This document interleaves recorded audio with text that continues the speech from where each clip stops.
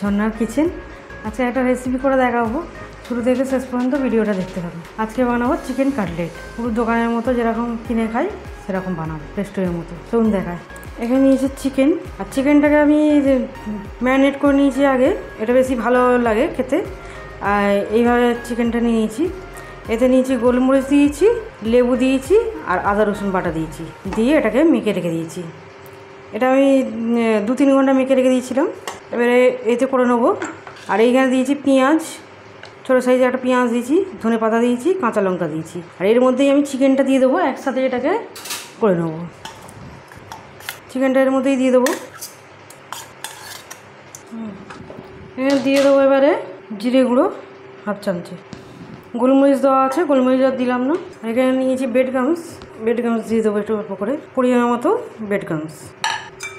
এবার এটাকে হাত দিয়ে ভালো করে মেখে নেবো, এটাকে একটু ভালো করে মেখে নেবো।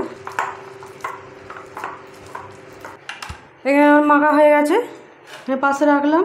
আর এখানে কর্নফ্লাওয়ার নিয়েছি, কর্নফ্লাওয়ারটা গুলে নেবো, 2 চামচে কর্নফ্লাওয়ার নিয়েছি।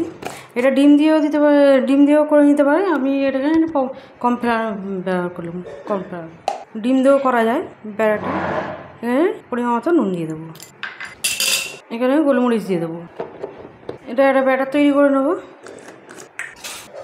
অল্প জল দিয়ে এটা একটা ব্যাটার তৈরি করে নেবো। এবারে মাংসটাকে নিয়ে নেবো, এরকম সাইজ করে নিয়েছি। একটা রেডি করবো, একটু হাত দিয়ে এরকম শেপ দেবো, একটু কর্নফ্লাওয়ার দিয়ে দেবো, তার শেপটা ভালো হবে। কর্নফ্লাওয়ার করে রেখে দিয়েছি, এর মধ্যে ডুবিয়ে নেবো, ডুবিয়ে এবারে দিয়ে দেবো বেডগামসে। 2বার করে কোট করবো, বেডগামসে দিয়ে দেবো। এখন আমি শেপ দিচ্ছি না, পরে এটাকে শেপ দেবো। এইভাবে একটা করে এখানে রাখছি, পরে এটাকে শেপ দেবো, একটু শক্ত হয়ে গেছে তাও দেবো। ফের একটা এইভাবেই রেডি করে নেবো। একটা এইভাবে আমার শেপ দেওয়া হয়ে গেছে, এরকম একটা শেপ দেওয়া হয়ে গেছে। ফের এটাকেও করে নেবো।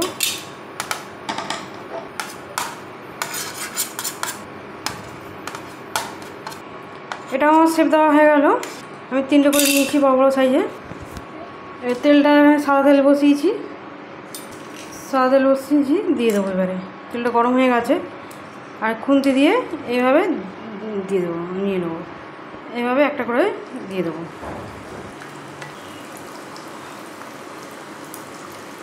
আর 3টে এতে হয়ে যাবে, দিয়ে দেবো 3টে।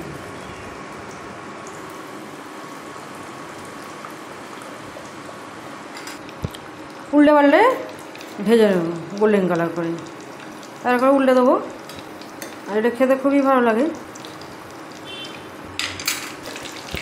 তার হয়ে গেছে, গোল্ডেন কালার করে ভেজে নিয়েছি।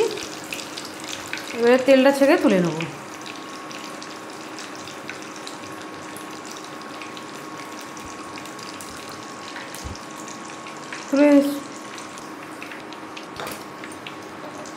আর হয়ে গেল, বন্ধ করে দিয়েছি। এখানে আমার চিকেন কাটলেট রেডি। আর কত সুন্দর মুচমুচে হয়েছে, সুন্দর হয়েছে, দেখলে বুঝতে পারবে কত সুন্দর হয়েছে, কত সুন্দর হয়েছে মুচমুচে একদম। ভেতরে খুব নরম আর বাইরে ক্রিসপি। আমার একদম রেডি চিকেন কাটলেট, একদম রেডি। আমার রেসিপি যদি ভালো লাগে বন্ধুদের সাথে শেয়ার করবে, লাইক করবে আর সাবস্ক্রাইব করবে।